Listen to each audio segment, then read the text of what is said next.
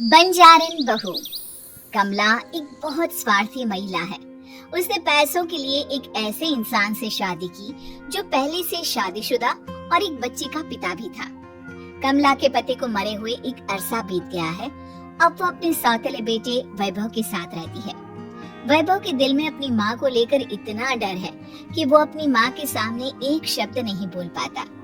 उसकी माँ जो कहती है उसको सर झुकाकर वही मानना पड़ता है। वैभव, तुमने अभी तक घर का काम क्यों नहीं किया? तुमसे कितनी बार कहा है कि सूरज निकलने से पहले तुम घर की साफ सफाई पूरी कर दिया करो। वैभव कुछ नहीं बोलता, चुपचाप सर झुकाए अपनी माँ की बात सुनता रहता है। तभी पास में खड़ा नौकर सुखराम कहता है, मालकिन, वैभव बाबा को रात से तेज बुखार है, इसलिए वो सुबह जल्दी उठ नहीं पाए। उनके बदले मैं घर की साफ सफाई कर देता हूँ। ऐसे कोई बुखार नहीं है, मैं इसे अच्छी तरह से जानती हूँ। ये सब काम न करने के बहाने हैं। सुखराम काका, बोल दो इसे, सारे घर का काम यही करेगा, और इससे समय पर अपना काम पूरा नहीं किया तो इससे आज का खाना भी नहीं मिलेगा। मगर मालकिन, वैभव बाबा की सच में ही तबीयत खराब है, आप एक बार देख तो लीजिए। कमला बिना कुछ बोले वहाँ से चली गई और बेचारा वैभव तेज बुखार में भी काम करता रहा। कमला वैभव की शादी एक ऐसी लड़की से कराना चाहती थी जो अनपढ़ हो और कमला से इसी तरह डरे जिस तरह वैभव डरता है, ताकि वैभव की सारी जायदाद और धन दौलत उसकी मुट्ठी में रहे। लेकिन आज के जमाने में ऐसी लड़की मिलना मुश्किल है। कमला कार में यही सब कुछ सोचती जा रही थी कि तभी रास्ते में, अरे ड्राइवर, तुमने कार क्यों रोक दी? और ये इतना शोर कैसा? मैडम, आगे कुछ बंजारों का खेल चल रहा है, इसलिए भीड़ लगी है। मैं अभी भीड़ को साइड में करवाकर कार निकालता हूँ। ड्राइवर भीड़ को साइड करके कार निकालने की कोशिश करने लगा कि तभी कमला की नजर रस्सी पर चल रही एक फुलवा नाम की बंजारन पर पड़ी। क्यों ना मैं इस बंजारन की शादी वैभव से करा दूं? ये तो अनपढ़ लग रही है, मेरे पैरों तले दबकर भी रहेगी। मुझे अभी इसके माँ बाप से बात करनी होगी। ये सोचकर कमला ने उन बंजारों से बात की और उन्हें शाम को अपने घर बुलाया। फुलवा के माता पिता वहाँ उसे लेकर आ गए। उन्होंने इतना आलीशान घर पहले कभी नहीं देखा था। अच्छा हुआ आप लोग आ गए। देखिए, मुझे घुमा फिरा कर बात करने की आदत नहीं है, इसलिए सीधे सीधे मुद्दे पर आती हूँ। मुझे आपकी बेटी बहुत पसंद है। मैं अपने इकलौते बेटे की शादी आपकी बेटी फुलवा से कराना चाहती हूँ। इसके बदले में आप जो चाहो वो ले सकती है। तभी फुलवा की माँ कहती है, ये क्या कह रही है मैम साहब? कहीं आप हमारी गरीबी का मजाक तो नहीं उड़ा रही ना? आप मेरे बेटे से मिल लो। अगर आपको मेरा बेटा पसंद आता है तो मैं कल से ही शादी की तैयारी शुरू कर दूंगी। सुखराम, सुखराम, वैभव को लेकर आओ। फुलवा अपनी माँ की कान में फुसफुसाती है, माँ, कहीं इस मेम साहब का छोरा पागल तो ना है? फुलवा अपनी माँ से बात कर रही होती है कि वैभव वहाँ आता है। फुलवा उसे देखती ही रह जाती है और उसके माता पिता उसकी शादी तय कर देते हैं। शादी वाले दिन किसी को फुलवा और वैभव की बेमेल विवाह की बात समझ में नहीं आती। फिर भी एक औरत कमला से पूछ ही लेती है, कमला जी, आपने अपने इकलौते बेटे की शादी देहाती गवार से क्यों करा दी? ये बंजारन आपके घर की बहू बनने लायक तो नहीं है। कम से कम अपने स्टेटस का ही ख्याल कर लिया होता। बहू तो अपने टक्कर की लाती, आपने तो बंजारन को ही बहू बना लिया। अब कमला को समझ में नहीं आ रहा था कि इस बात का क्या जवाब दे। वो कुछ देर चुप रही और सोच समझ कर कहती है, बहन जी, आपको तो पता है आजकल के बच्चे किसी की बात कहाँ सुनते हैं। मैं तो अपनी बहू एक पढ़ी लिखी और अपनी सोसाइटी की ही ढूंढ रही थी, लेकिन मेरे बेटे ने मेरे सामने इस बंजारन को लाकर खड़ा कर दिया। बोला कि मैं शादी करूंगा तो इसी से। अब भला मैं क्या करती, मुझे अपने बेटे के सामने झुकना ही पड़ा। कमला की ये बातें सुखराम भी सुन रहा था। उसने ये सारी बातें वैभव को जाकर बता दी। काका, मैं तो फुलवा को जानता भी नहीं, फिर माँ मेरे बारे में झूठ क्यों कह रही है? अरे बेटा, तुम कितने भोले हो, तुम्हें कुछ भी नहीं पता। तुम्हारे पिता अपनी सारी संपत्ति तुम्हारे नाम करके गए हैं। तुम्हारी माँ नहीं चाहती कि ये संपत्ति तुम्हें मिले, इसलिए उन्होंने तुम्हारी अनपढ़ लड़की से शादी करवाई ताकि तुम्हारी तरह वो भी अपने हक के लिए आवाज ना उठा सके। सुखराम काका, मैं क्या करूं, आप ही बताओ। माँ के सामने आते ही मेरे हाथ पैर कांपने लगते हैं। मैं माँ को कुछ भी नहीं कह पाता। वे दोनों बात कर ही रहे थे कि अचानक कमला वहां आ गई। कमला को देखकर दोनों घबरा गए। तुम दोनों फिर कभी बातें कर लेना, अभी फेरों का समय हो गया है, चलो जल्दी आओ। इस तरह फुलवा और वैभव की शादी हो गई। अगले दिन कमला ने फुलवा को बुलाया और उसे नसीहत देने लगी। देख बंजारन, तुझे मैंने अपनी बहू बना तो लिया है, लेकिन तुझे इस घर में आँख कान मुंह बंद करके रहना होगा। घर का काम कर और अपने पति से मतलब रख, समझी?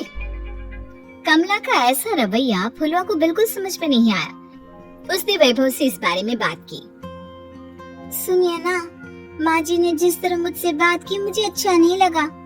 शादी से पहले तो वो मुझसे बहुत अच्छे से बात कर रही थी, लेकिन शादी के बाद उन्हें क्या हो गया?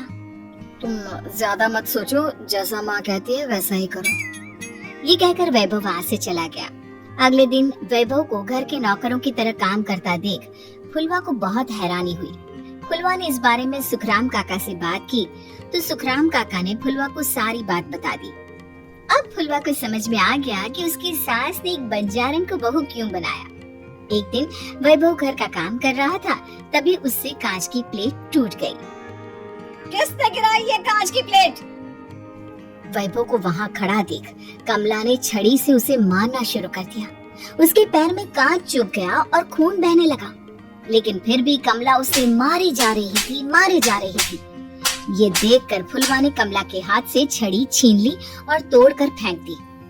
बंजारन, तेरी इतनी हिम्मत, तूने मेरे हाथ से छड़ी छीनी? कमला फुलवा को थप्पड़ मारने ही वाली थी कि फुलवा उसका हाथ पकड़ लेती है। सस माँ, मैंने मॉम की गुड़िया ना समझ लियो। बंजारन, ईंट का जवाब पत्थर से देना जानती हूँ।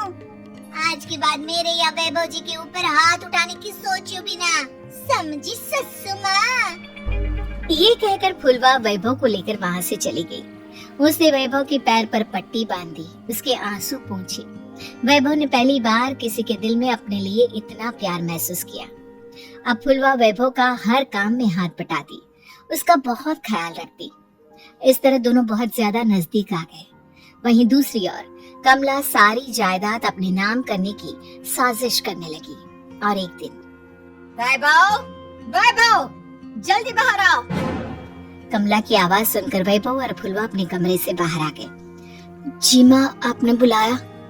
ये ले, इन कागजों पर साइन कर दे। वैभव कागजों पर साइन करने ही वाला था कि फुलवा वैभव के हाथ से पेन छीनकर कहती है, ना वैभव जी, आप इस पर हस्ताक्षर नहीं करेंगे।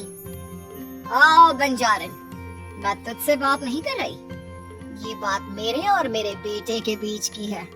चुपचाप पेन दे दे, नहीं तो तेरी खाल उधेड़ लूंगा।